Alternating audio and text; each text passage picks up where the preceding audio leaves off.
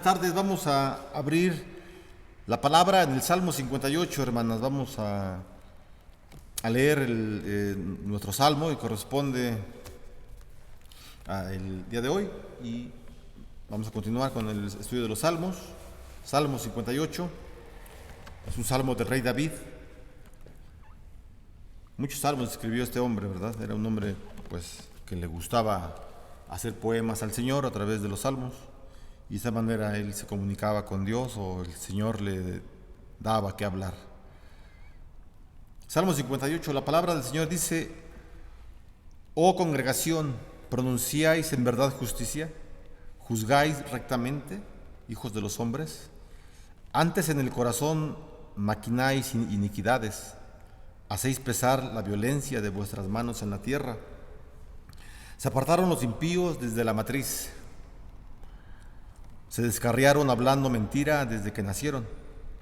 Veneno tienen como veneno de serpiente. Son como el áspid sordo que cierra su oído, que no oye la voz de los que encantan, por más hábil que el encantador sea.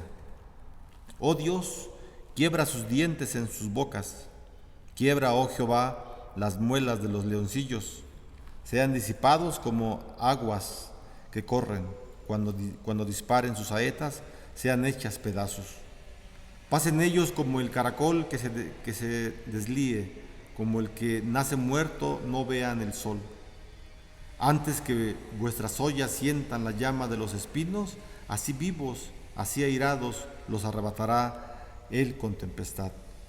Se alegrará el justo cuando viere la venganza, sus pies lavará en la sangre del impío. Entonces dirá el hombre: ciertamente hay galardón para el justo, ciertamente hay Dios que juzga en la tierra. Vamos a hacer una oración. Señor, te damos las gracias porque nos permites continuar con los estudios del libro de Apocalipsis. Oramos, Señor, para que tú bendigas tu palabra y nos ayudes a meditar en ella. En el nombre de Jesús te lo pedimos, te damos gracias. Amén.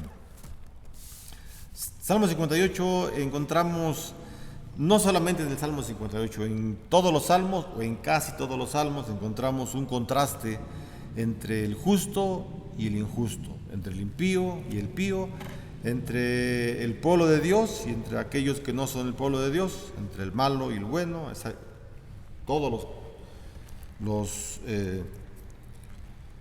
lo que se pueda mencionar acerca de esas dos diferencias grandes, ¿verdad? Entonces, encontramos también aquí en el Salmo 58 este contraste. Vamos de una vez a decirlo: del versículo 1 al versículo 9 son las características o las cualidades o lo que hacen los malos, los impíos.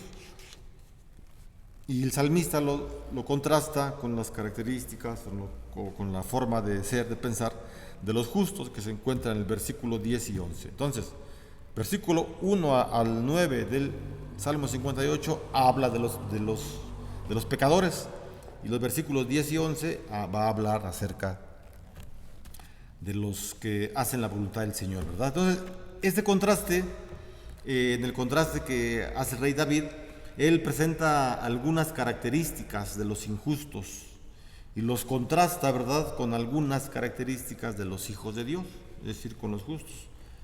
Primero, David les hace una pregunta, ¿verdad?, a los injustos, claro, ¿verdad? Y les dice en el versículo 1: oh congregación. Aquí tenemos que hacer una aclaración.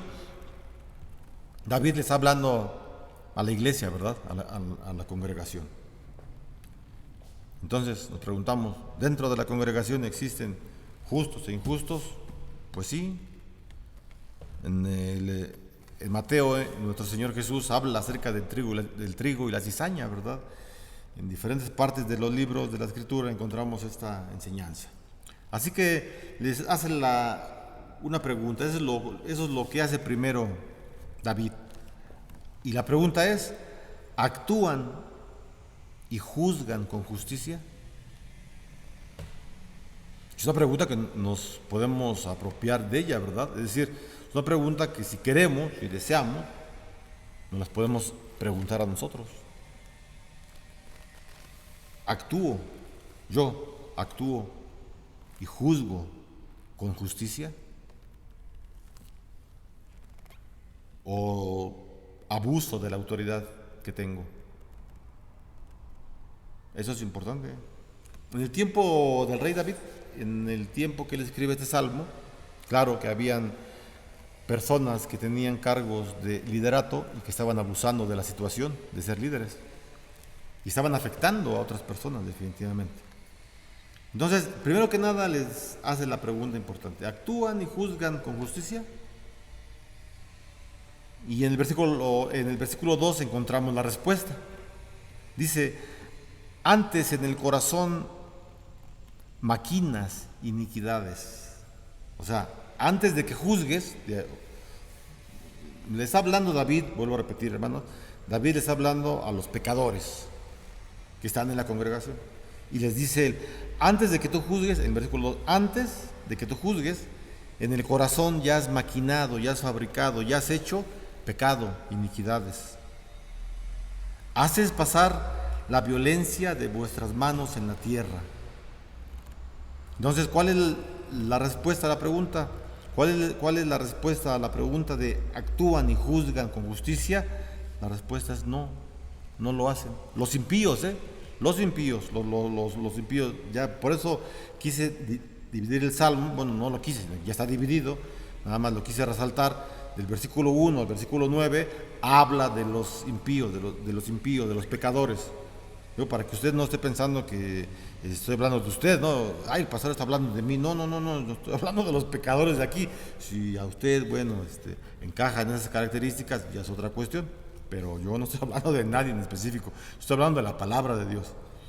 Y dice entonces la respuesta que no actúan y no juzgan con justicia.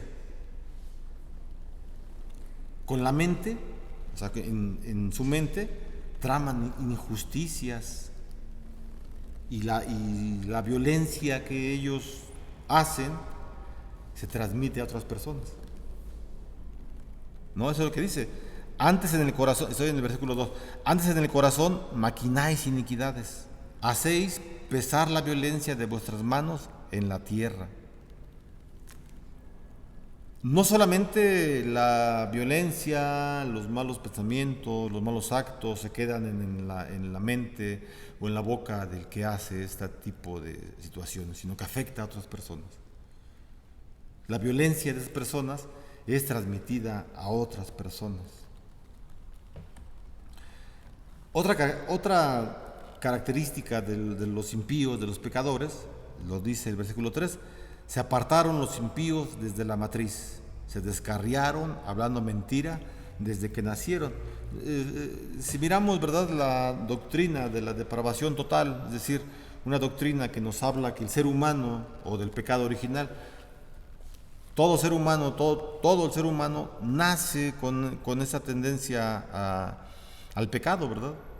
Y lo vemos en los niños chiquitos son latosos, los niños chiquitos. Un niño de 2 años, 3 años, imagínense un niño, o sea, creo que muchos hemos tenido hijos, ¿no?, nietos, y un niño de 2 años es tremendo, 2, 3 años, y ahí le pega a la mamá y le jala los pelos, le avienta la comida en la cara, le jala la cola al gato, o sea, hace travesuras, hace cosas malas, ¿no? ¿Quién le enseñó a ese chamaco a hacer esas cosas malas? ¿Quién le enseñó? Nadie, ya lo traemos. Entonces a un niño chiquito se le tiene que enseñar a portarse bien, porque no sabe portarse bien. A un niño chiquito no se le enseña a portarse mal, eso ya lo hace solito lo hace. Y aquí dice, ¿verdad?, David, el versículo 3, se apartaron los impíos desde su matriz, se descarriaron hablando mentira desde que nacieron. Entonces, lo que miramos, ¿verdad?, en un contraste, o podemos encontrar un contraste, que Jeremías, por ejemplo, el Señor le dice: desde el vientre de tu madre te conocí y te aparté para que profetizaras a las naciones. Qué distinto, qué diferente, ¿verdad? Jeremías también fue un niño chiquito de 2, 3 años que también hizo travesuras, sí, también, claro que sí, obviamente, como todo ser humano. O sea, Jeremías no fue exento, ¿verdad?, de que a él se le enseñara a portarse bien. Todos, y todos somos todos, menos el Señor Jesús, claro, ¿verdad?, como ser humano. Pero aquí es muy distinto, ¿verdad? En el capítulo 9 de la carta a los Romanos, el apóstol Pablo nos habla acerca de los hijos de, de los hijos de Rebeca, perdón, de los hijos de Rebeca y de Isaac, que fueron Esaú y Jacob. Y nos habla en el capítulo 9 el apóstol Pablo que aún desde el vientre de la madre de Rebeca, esas dos criaturas peleaban entre sí. Y aún desde el vientre de la madre el Señor hizo una elección solamente para Jacob. Y dice en el capítulo 9, a Jacob amé y a Esaú aborrecí. Así lo dice el Señor, con esas palabras. Y aquí encontramos lo mismo o parecido. No parecido, es lo mismo, pero de una forma enseñada distinta, de una manera que se mira diferente para nosotros, pero finalmente es lo mismo. Se apartaron los impíos desde la matriz, se descarriaron hablando mentira desde que nacieron. Y solo por la gracia de Dios, a muchas personas el Señor ha elegido para que salgan de este estado de mentira que nos encontramos todos. ¿Y qué es lo que nos hace ser diferentes? Lo que nos hace ser no como nos habla el versículo número 3, el nuevo nacimiento, ¿verdad? El nuevo nacimiento que nos trae Jesús a nuestra vida, eso es lo que nos permite ser gentes distintas, gentes diferentes.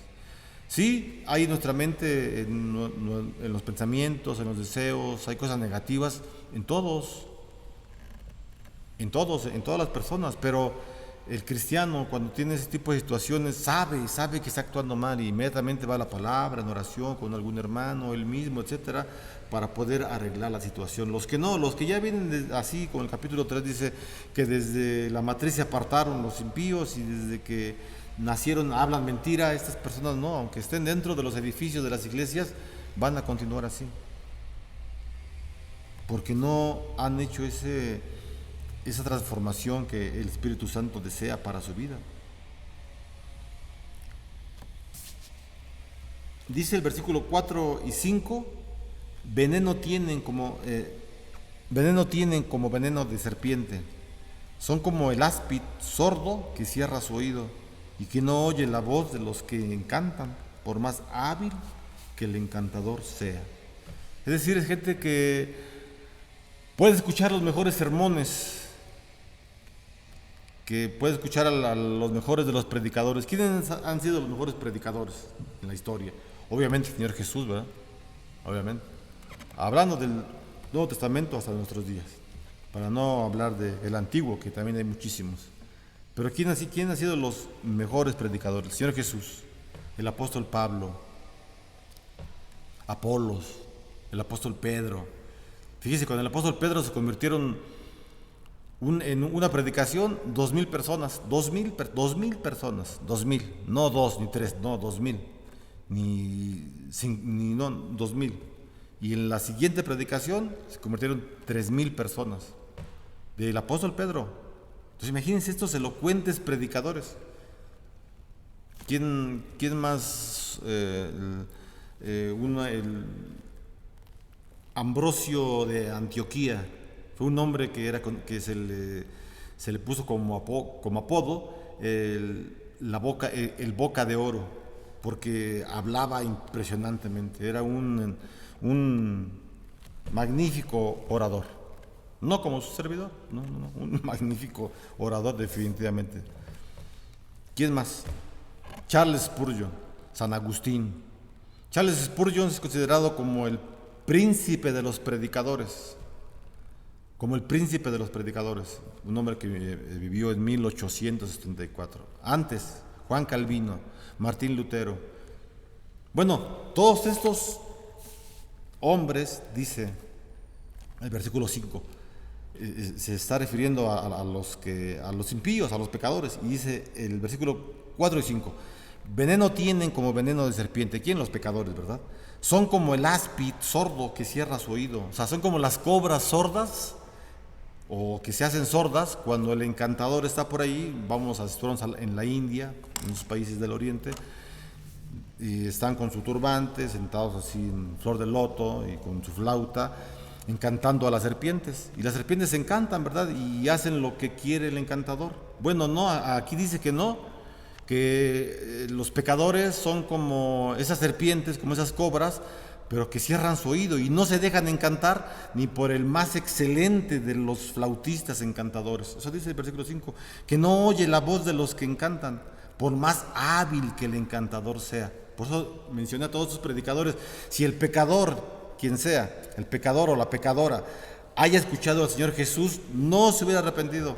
Si hubiera escuchado a Pablo, no se hubiera arrepentido, ni a Apolos, ni a Pedro. Si hubiera estado entre no los 5,000, entre los 5,001 que hubiera ahí, él hubiera sido el uno que no se hubiera arrepentido. Si hubiera estado con Calvino, con Lutero, con Spurgeon, el príncipe de los predicadores, con los mejores de nuestros tiempos, con Billy Graham y John MacArthur y John Piper, no se arrepienten, porque así han nacido. Romanos capítulo 9, unos que nacen, ya son, nacen para salvación, otros nacen para perdición. ¿Por qué? Pues no lo sabemos, eso no es culpa mía, no es mi doctrina, es doctrina del Señor. Yo estoy diciendo lo que la Biblia dice, eso yo no lo inventé, eso yo lo descubrí en la Biblia y ahora lo transmito porque lo creo y es verdad, porque es la palabra del Señor. Veneno tienen como veneno de serpiente en su boca. Estoy en el versículo 4. Son como el áspid sordo que cierra su oído, que no oye la voz de los que encantan, por más hábil que el encantador sea. Así que si usted conoce a alguien que está hablando David a la iglesia, hermanos, no le está hablando a los filisteos, a los fereceos, a nadie. Le está hablando a la iglesia, a los judíos, al pueblo de Dios, a la iglesia. Y si usted conoce a alguien que así es, que por más que le hablen, mira, hermano, hermana, cambia tu actitud, etcétera, la palabra del Señor dice esto, en Proverbios 13 dice esta situación, Salmo 54, mira, habla de aquí, Apocalipsis, etcétera. Es como una cobra que hace su oído sordo y no va a escuchar ni al mejor de los predicadores. Ni aunque venga Pablo a predicar aquí a Getsemaní, no se arrepiente, porque no se arrepiente. Y la palabra nos lo está diciendo. Y hay muchos ejemplos en donde nos hablan acerca de estas dos distinciones. ¿Eso enseña la Biblia? Sí, eso enseña la Biblia. No que Dios es amor, pues por eso, porque Dios es amor. Porque si Dios es amor, no puede haber cerca de Dios alguien que no tenga amor. No se puede. Bueno, dice el versículo 6, oh Dios, quiebra sus dientes en sus bocas. O sea, David está pidiendo una venganza. Y ahorita vamos a ver que en el corazón de David no hay violencia. Se puede ver como que es un hombre violento, y era muy violento, ¿verdad? Claro que sí. Pero en el trasfondo de los pensamientos del rey David no hay violencia, hay amor, hay interés por el pecador. Lo vamos a ver, ahorita lo vamos a ver. Aunque sí, aquí, hago un paréntesis. David fue un hombre violento, sí, muy violento. Y tanto fue violento que el Señor Dios, no quiso que David le construyera un templo. ¿Te recuerda la historia? David tenía la mejor intención de construir un templo. Señor, ya tengo la lana, tengo los trabajadores, los albañiles, carpinteros. Déjame entrar, Señor, yo soy el rey de Israel. Quiero construirte un templo, Señor. Te amo. Y el Señor le dijo, no. Tú no me lo vas a construir porque tus manos están llenas de sangre. Y sí es cierto. A tu hijo le daré ese privilegio, a ti no. Sí fue un hombre violento, sí, pero era un hombre que amaba. Tenía que ser violento porque las circunstancias lo obligaban a actuar de este carácter, pero amaba a las personas. Ahorita lo miramos al final del versículo 58. Bueno, dice entonces el versículo 6, oh Dios, quiebra sus dientes en sus bocas, quiebra, oh Jehová, las muelas de los leoncillos. O sea, está pidiendo, bueno, del versículo 6 hasta el versículo número 9, David pide, ¿verdad?, un pago justo, una retribución justa a la conducta del malvado. Ya hablamos los versículos anteriores, pero del 6 al 9, David pide un pago, una retribución justa, un pago justo. Porque si le está preguntando en el versículo 1 a la congregación, ¿juzgas rectamente? Obviamente que aquí tiene que ser una venganza justa, un pago justo. Y dice el versículo 6, bueno, ya lo leímos, ¿verdad? Leemos hasta el 9 para que veamos qué es lo que David pide, ¿verdad? En pago a los malvados. Del 6 al 9 dice: oh Dios, quiebra sus dientes en sus bocas, quiebra, oh Jehová, las muelas de los leoncillos, sean disipados como aguas que corren, cuando disparen sus saetas sean hechas pedazos, pasen ellos como el caracol que se deslíe, como el que nace muerto, no vea el sol, antes que vuestras ollas sientan la llama de los espinos, así vivos, así airados, los arrebatará él con tempestad. Entonces, esa venganza que pide el rey David es una venganza justa, porque ha sufrido no solamente él, sino todo el pueblo por causa de estas personas impías, ¿verdad?, que le han hecho mucho daño a la vida espiritual de toda la iglesia. Así que ya finalmente en los versículos 10 y 11, dijimos que los versículos 10 y 11 hablan del justo, hablan algunas características, la forma de pensar, de actuar del hombre santo, del que está en la iglesia, del que busca a Dios. Dice el versículo 10, se alegrará el justo cuando viere la venganza. Es decir, David se alegró cuando vio la venganza, sí se alegró mucho. Y dice la segunda parte del versículo 10, sus pies lavarán en la sangre del impío. Vamos a dejar esta frase al final. Nos brincamos hasta el versículo 11. Dice: entonces dirá el hombre, ciertamente hay galardón para el justo, ciertamente hay Dios que juzgue en la tierra. En el versículo 10 entonces encontramos la actitud del hijo del pacto, la actitud de la iglesia, la actitud del pío, la actitud del justo, la actitud de aquel que busca del Señor. Dice que el hijo del pacto se alegrará cuando vea la venganza. Sí, hermano, alégrese usted cuando el Señor le dé su pago justo a aquel que ha pecado. Pero tenga mucho cuidado. No tenemos que alegrarnos y burlarnos de la persona, no. David no hizo eso. ¿Qué dice en el versículo 10? Yo mencioné que lo dejaríamos pendiente. En versículo 10, la segunda parte dice: sus pies lavará en la sangre del impío. Es decir, David de una forma pintoresca está imaginando, diciendo que cuando sus enemigos caigan muertos, él va a pasar cerca de sus cadáveres y se va a lavar sus pies con la sangre, ¿verdad? Eso es lo que está diciendo, pero no lo tomemos de una forma literal, no. A través del justo pago divino, la gracia puede llegar al corazón de los aún no regenerados y aún del que ha practicado el pecado por mucho tiempo. ¿Por qué estoy diciendo entonces que nos alegremos cuando el Señor le dé un pago justo al que está pecando? Porque ese pago que está recibiendo puede ayudarle a él a encontrar el arrepentimiento. Le puede ayudar. Si ha nacido así, si el Señor ha decidido que no sea uno de los elegidos, pues oye, feo decirlo, pero no ocurrirá nada. Pero si está dentro de la iglesia y si ha estado equivocándose y resbalándose y la gracia de Dios se manifiesta en su vida, sí es motivo de alegría, porque ese sufrimiento que puede pasar el hermano, ese sufrimiento le puede llevar al arrepentimiento y acercarse al Señor. Por eso debemos de alegrarnos, no en el sentido de burla, no, y no decir qué bueno que le está pasando, no. Quien diga eso está blasfemando en contra de su hermano y no tiene amor para su hermano. Una vez así le dijeron a un pastor, estaba pasando por situaciones difíciles en la iglesia y una familia le dijo a la otra: qué bueno que el pastor está pasando por esa situación, porque es muy engreído y se siente mucho. Qué bueno que esté pasando. Qué situación tan lamentable. Qué triste de veras oír así esos comentarios de familias que se refieren al pastor así, y a quien sea, no solo al pastor, a cualquier familia. No debemos alegrarnos que el hermano está pasando por situaciones difíciles.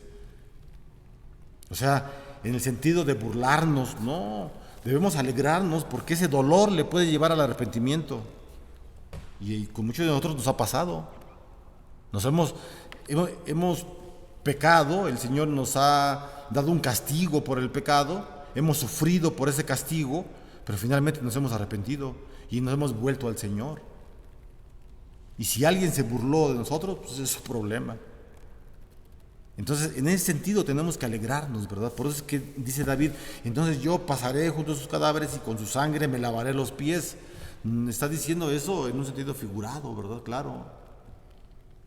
Y el versículo final nos da también más luz, ¿verdad?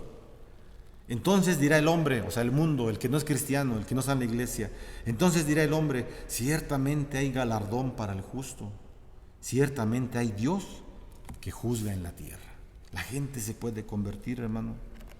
La gente se puede convertir cuando mira el pago justo a las obras malas que cometen las personas. Entonces la gente dirá, el mundo va a decir, los justos son recompensados, la iglesia es recompensada. No pierden el tiempo estando en sus templos, todo el tiempo que sea necesario, orando, preparando mensajes, escuchando mensajes, ayudando a la gente, hablando del evangelio. No pierden el tiempo. El mundo va a decir eso. Cuando alguien se mete con la iglesia y cuando el mundo ve el pago que se le da a los que se meten con la iglesia, el mundo dice, hay un Dios que los cuida. Hay un Dios que protege a esos que están ahí encerrados en su templo. Alguien los protege, Dios los protege. Y este es un motivo de evangelismo. Y es un motivo para darle gloria al Señor. Entonces el mundo puede decir, los justos son recompensados, la iglesia es recompensada. Hay un Dios que juzga en la tierra, también pueden decir ellos. Hay un Dios que juzga en la tierra. Es decir, el nombre de Dios, la figura de Dios se da a conocer al mundo. Por eso que decían, ¿verdad? En el versículo 10, al final, después de la venganza, el Señor, después de la venganza del Señor, el justo lavará sus pies en la sangre del impío. No burlándonos, sino en el sentido de reconocer la soberanía total del Señor que tiene sobre nuestras vidas, sobre el mundo. Entonces, encontramos en el capítulo 58 un tema pues evangelístico para el mundo en general, que a través de la justicia recta del Señor, el mundo puede volverse a Dios. Y pues esto es importante que lo pidamos, ¿verdad? Que oremos a Dios para que tengamos de Él las mejores bendiciones que hay. Vamos a hacer una oración, hermanos, para terminar.